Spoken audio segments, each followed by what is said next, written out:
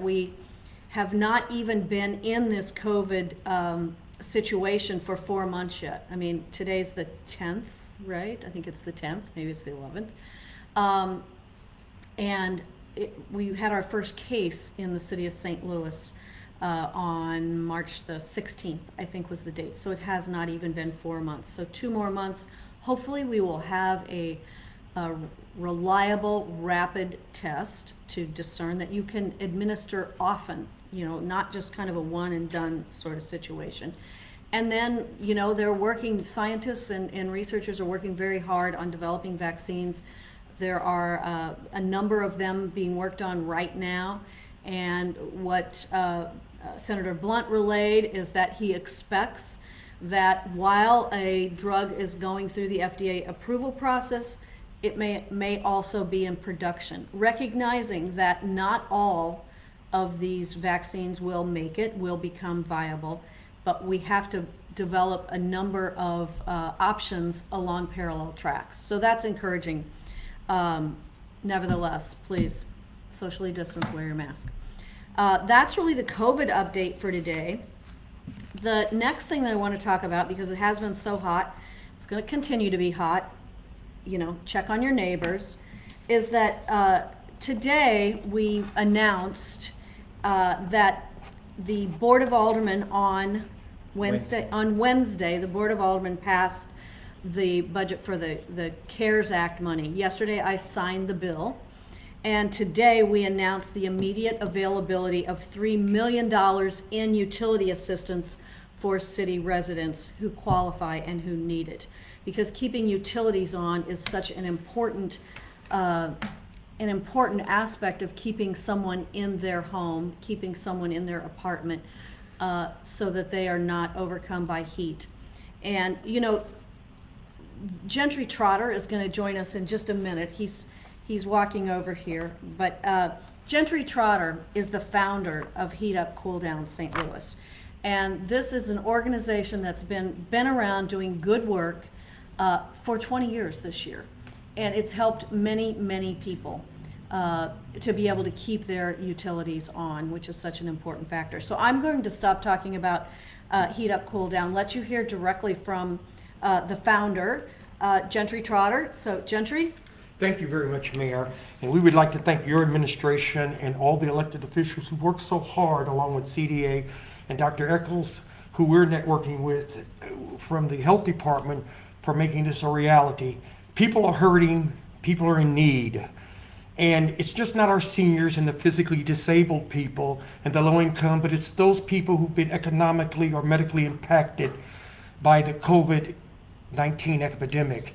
And it's interesting because as things closed in our area, a lot of people lost their jobs: hotel, bartenders, maids, service workers, restaurant waitresses and waiters and bartenders. And we want to help everybody as much as we can with these funds. And what I want you to do, especially you computer geeks, is to use the computer and go online to Cool Down St. Louis, Cool Down STL, OUIS.org, or CoolDownSTL.org. And there's an application on Get Help Now, and it's a red first thing up there, and it'll fill it completely out, tell us your story, give us the background information that we'll need. After that, hit submit. To our senior citizens, which is my joy to help so many of them all throughout the metropolitan area, especially in the city of St. Louis, I want you to, over 65, to pick up your phone Monday through Friday from 8 a.m. to 4 a.m. and call us at 241-0001. That's 241-0001. The backup line is 657-1599 for those seniors. And I know Ameren will be disconnecting on August the 3rd, and we're focused right now this summer on utilities for electric, because we want you to be safe, we want you to be cool, we do not want any more heat related illnesses, and we definitely don't want any deaths. And while we work on the air conditioner side for seniors with our wonderful people, the fire chief and the St. Louis Fire Department, we're focused right now on the utilities. It would not be possible without a city that cares and without the people of the city of St. Louis.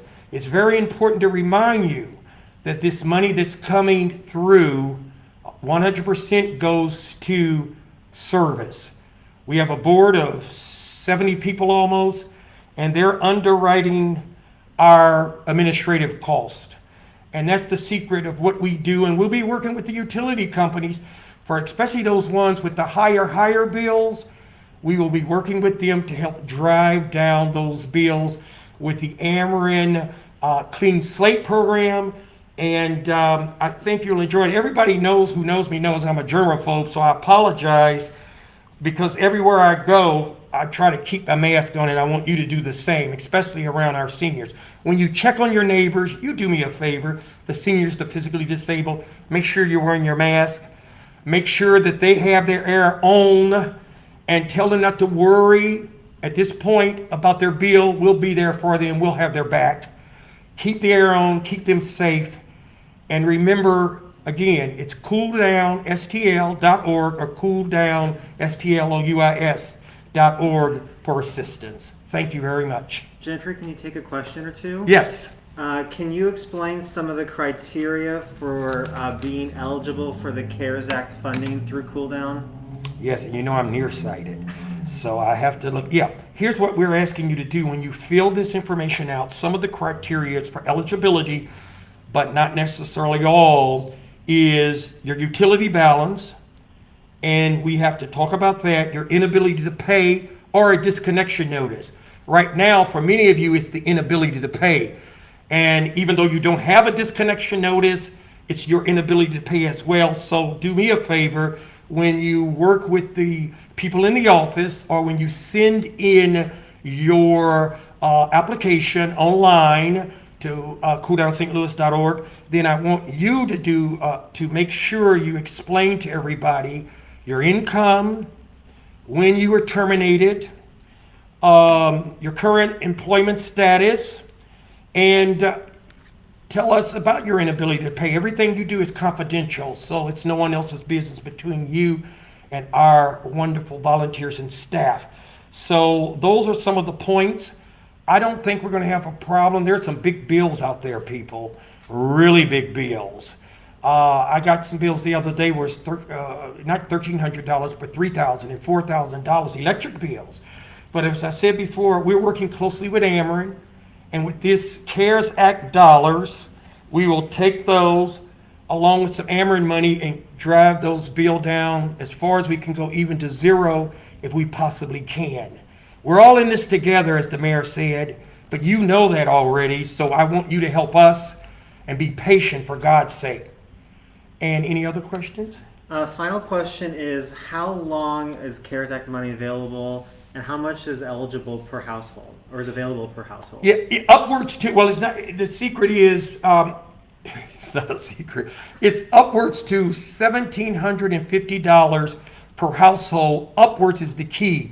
So if you have a bill that's $1,200, don't sweat it. If you have a bill $1,500, don't sweat it. If you have a bill $100, don't sweat it.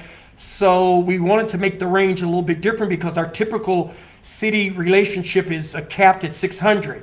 But with this CARES dollars, we wanted to stretch it a little bit to help more people, and also to take money from Ameren and work with them to keep driving down these bills. So I would like for you all to remember one thing, that look at your bill, try to pay something on it no matter what we do for you, and try to keep going this summer with your electric. And I think we'll have a safe and healthy and secure summer for all of the citizens of the city of St. Louis.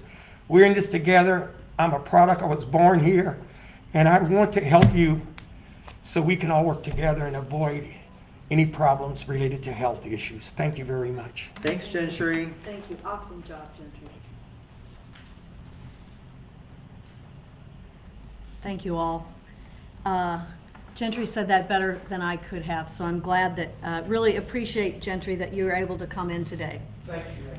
Sure, thank you. All right. Questions? Questions? Other questions on those subjects or other subjects? We've got quite a few COVID-19 related questions. Okay. So Sarah is watching and wrote in and wants to know what the city of St. Louis is seeing in terms of COVID cases in younger people. Sarah, we are seeing the same thing that cities across the country are seeing, and that is that more and more of our positive cases are positive cases among young people. And, part of that is that we're doing more testing, of course, but part of it is also, as most of you watching know, young people are feel pretty invincible. And so maybe some of them are out, plus they need to get out, they feel they need to get out and about. And, as you do that, there's more exposure. So we are seeing an increase in cases in young people. When I say young people, I mean 20s, 30s. Those are young people to me. I hope I'm saying this person's name correctly. Cassia, I think, is how you pronounce it. Their Cassia. question is, what will happen in the city if our hospital should become overwhelmed or overloaded with COVID patients? Well, that's why, Cassia, that's why we're watching this very, very closely. We know that we are nowhere near overwhelming our healthcare system now. In fact, when we put the stay-at-home order in place, which went into effect on March 23rd, I believe was the date, and that was very hard on everybody, I know. But we did that to make sure that we could tamp down the spread of COVID for not only our individuals, but for our hospital system. Because you're seeing this around the country right now. You can't turn on the national news without seeing that there are cities that are beginning to really tax and push up against the limits of their hospital system. So we're watching this very carefully, day by day by day, and we will take some other actions if we feel that we're in a position that we are going to tax our hospital systems, because we just cannot do that. And you all know this too. The St. Louis region, we have absolutely great medical systems here and great care here, but we are also the provider of health care, especially serious illness health care, for much of the region. So it's not just people who live in the city of St. Louis or St. Louis County that are getting health care at Barnes, at St. Luke's, at SSM, and at Mercy. I mean, those are the systems that really are for the region. So half the state probably. So Kathy is watching, Mayor, and asked two questions about COVID-19 and what the city's seeing in terms of children and what the concern might be with schools that are possibly beginning to look at reopening in August and September. So Kathy, the number of cases among children is still very small, but of course you don't want any cases among children. And just yesterday or the day before, guidance was issued for the reopening of schools. And, I happen to have it here. It's 54 pages, at least on my printer. And this doesn't tell schools that they must reopen. What it says is if you reopen, you got to consider these things. You've got to have these things in place. And this document, this was put together in cooperation with, it wasn't a document that our health department did and gave to the school systems. The school systems and our health department work collaboratively together. And when I say school systems, I mean St. Louis Public Schools, charter schools, parochial schools, and independent schools, all the schools in the city. So, it's going to be challenging. I think most of us do believe that if schools can be opened and kids can stay healthy and teachers can stay healthy, staff can stay healthy, that's preferable, certainly. So the schools, I'll just read you a few of the things here. They have to have an infectious disease plan. They've got to establish a process where they keep good records of anyone who's inside the building and who might be exposed to who. They have to have maintain a minimum of a 3-foot radius around every student's desk in the classroom. So, that's going to mean same-size classroom, fewer kids. Minimize contact and social mixing during school hours, so lunch and recess and all those kinds of things. The health department will be there one-on-one when needed to help schools. Kids 9 and above, so 4th grade, I think it is, have to wear masks at school. Can't have visitors from non-essential folks. Temperature screenings, health screenings, face coverings for anybody who comes in the building every day. So a lot of precautions being taken to be able to open schools, and you'll see, I think, a number of schools, some will do it differently than others, and they have to minimize the number of kids and staff that are in school together. So we'll see. School opening is still a month away, maybe 4 to 6 weeks, July 10th, August 10th, maybe August 24th, some districts. So we're going to learn more between now and then, and as we've said all along here, we just have to continue to watch the numbers and continue to watch behavior to see if these things can go on as planned. We have to plan, but then we have to be also willing to adjust those plans, and we're fully prepared to do that. So that was sort of Brandon's question, Mayor. He wrote in and asked, we're seeing some more cases in the city, the region, and the state. Is the guidance for schools enough, and will it be revised if we continue to see more spikes? Brandon, it's the best that we have right now based on what we see happening, but absolutely all of these guidelines can be and will be revised if necessary. So we have a question from Parker, Mayor, who wants to know why the city of St. Louis is not issuing fines of people who are caught not wearing masks like some other cities are doing across the country. So we don't actually have a fine process in place. We have primarily done this through persuasion and through working with businesses. Because what our order says is that if you're in a public place, inside public place, you must be wearing a mask. Now, obviously, if you're at a restaurant, you have to wear the mask going in. You can get seated at your table with your group. While you're eating, you can take your mask off. If you get up and go to the restroom, you have to put your mask back on. And so we're supplying masks to folks every place that we can think of practically. Just earlier this week, I think it was on Monday, you can now get a mask if you need one at the public library. There's 16 library locations in the city of St. Louis. We have provided masks through the Housing Authority. We've provided masks to nursing homes. We've provided masks to churches, religious organizations. So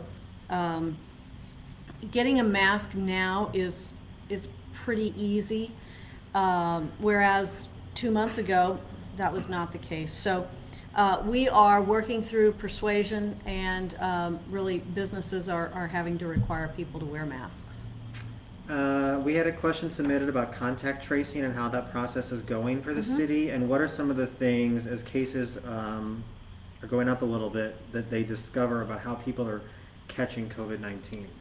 So that is a real interesting question. I just had a conversation a couple of days ago with Dr. Eccles about this. And as cases go up and as people are out and about more, they have more contacts to trace. So, you think back, well, who have you been in contact with for the, more than 10 minutes within less than 6 feet? Who have you been in contact with for today or yesterday or however many days? That's not always easy to remember. You just have to kind of track back through your activities, what you did on those days, where you went. The other thing that is troubling, and this is true around the country, not just in St. Louis, is that there's a pushback against our public health officials for people who just, some people who just say, none of your business, or they hang up, and those are the really troubling cases, and we have to continue to work hard to encourage those folks to help us. And sometimes it's a matter of educating the person that this is serious. It doesn't have anything to do with us wanting to be all up in your business.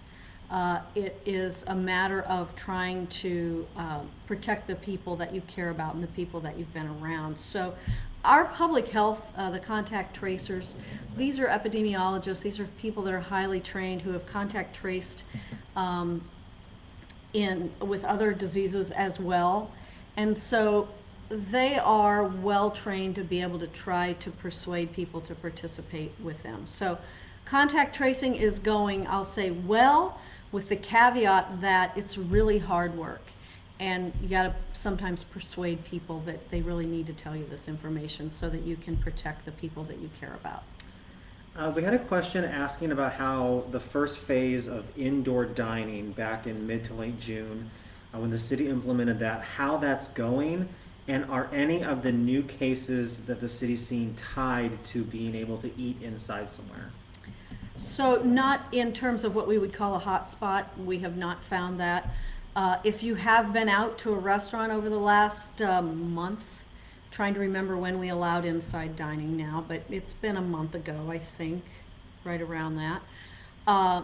But if you've been out to a restaurant, you'll see how far apart the tables and chairs are now. This is hard on restaurants because they just can't serve as many people, but that's the only way to have the inside dining, is to have fewer tables, fewer people there, so that people can stay socially distanced. And so, you know, we've had a few bars that we've had to make a call to or make a visit to because, and this does primarily involve young people, not all, but primarily, just to say, hey, you know, this is too many people packed into a space. So we're just continually working on that with bars and restaurants, and some of it's up to you. It's up to you all. Don't go in if you see a place that's crowded. Just, you know, you got to go somewhere else, or you got to sit outside. Even outside, you need to be socially distanced. But as we know, outside is better than being inside. So we're lucky. Summertime, it's a little hot, but you can sit outside. Okay, we've got a few more questions, Mayor. Cindy wrote in asking about the CARES Act, wondering what's next in terms of resources that'll be given to the community. And is the city doing anything to make sure that people find out about this that don't maybe have internet access or computer access? So there's a lot of ways that we try to get messages out. Certainly, social media is a big way, whether that's Facebook or Twitter or Instagram. But we also use the news media, radio. We don't use them. We help, you know, they're our partners in this. So news media, TV, radio. And then, you know, anyone who interacts with our city agencies. So other questions that are not necessarily COVID related, we did have a couple of people writing in about Cure Violence. So Jenny's question about that program, Mayor, was, can you guarantee that funding for the out years of Cure Violence will be allocated in the additional budgets? I think that's a pretty good guarantee to make. Of course, it's always subject to appropriation, but last year we set aside $7 million for a 3-year program of Cure Violence. So that money is set aside. We don't expect to, I don't ever expect to change that.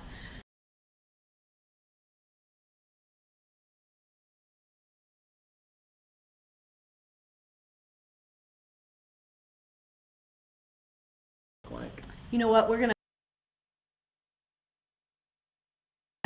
gonna roll something out on that next week.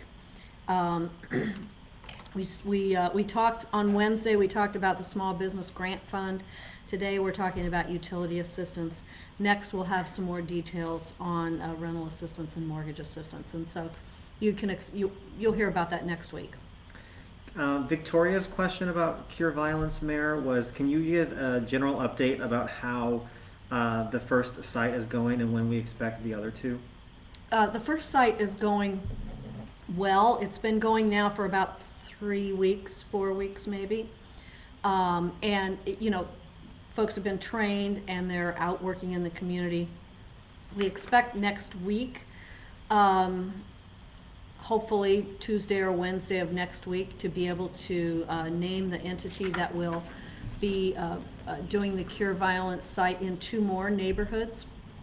So we expect that to get up and running quickly as well. And so I think, COVID set it back a little bit because, of course, we couldn't get out and we couldn't hire and we couldn't train and all that. But I think, Cure Violence is really getting ready to go into full swing here. We had a couple of people ask about one of the resolutions that the Board of Aldermen passed today having to do with a proposal to have aerial surveillance in the city of St. Louis to combat violent crime, and what your thoughts are on that. That's a really interesting question. The Board of Aldermen today, and I don't think I know what the vote was on that, but it was kind of a split vote. There are companies that propose to do aerial surveillance all around our city, various number of hours per day. And we have a huge violent crime problem. You all know that. And so all tools are worth considering. With the surveillance, you also have a privacy consideration. And so I think it's worth a conversation. I have met with this company twice in the last 6 months or so. And there are a lot of things to work out with regard to this surveillance. But it's worth considering. And I think that's what the Board of Aldermen resolution says today is, okay, go back and more seriously consider whether or not we want to have, I believe it's called persistent surveillance. Is that the right name? I think it is. Sounds right. I think it is. So I understand that many people do have privacy concerns about that. But I also understand that we have a real violence problem, and the more crimes that we can solve, the more shooters that we can arrest and detain and prosecute, I think the better situation we'll be in. So we'll see. We're going to study it. There's no suggestion that we're going to just dismiss out of hand. Okay, we got two more questions, or time for two more questions, Mayor. Excuse me. Madison wrote in and asks if you will be supporting the expansion of Medicaid in Missouri on August 4th. Yeah, Madison, thank you for that question. Yes, absolutely. August 4th, I was going to talk about this, and I probably still will, as it got a little bit closer to Election Day. But we're 3.5 weeks away from Election Day now. Medicaid expansion is on the ballot in Missouri. Thank you to an initiative petition process. It helps folks get preventative care. It helps hospitals get reimbursed for care that they give. 90% of the cost of this Medicaid expansion is going to be covered by the federal government. And we know what happens when people don't get care, health care, then often they wait and they don't get it because they can't afford it and they don't qualify and they don't have insurance. They wait until they're really, really sick, super sick. And then it costs a lot more to treat someone. And of course they will be treated when they're very ill. But it's so much better to expand and be able to provide health care to people early on when they begin having symptoms of something. So yes, I support Medicaid expansion.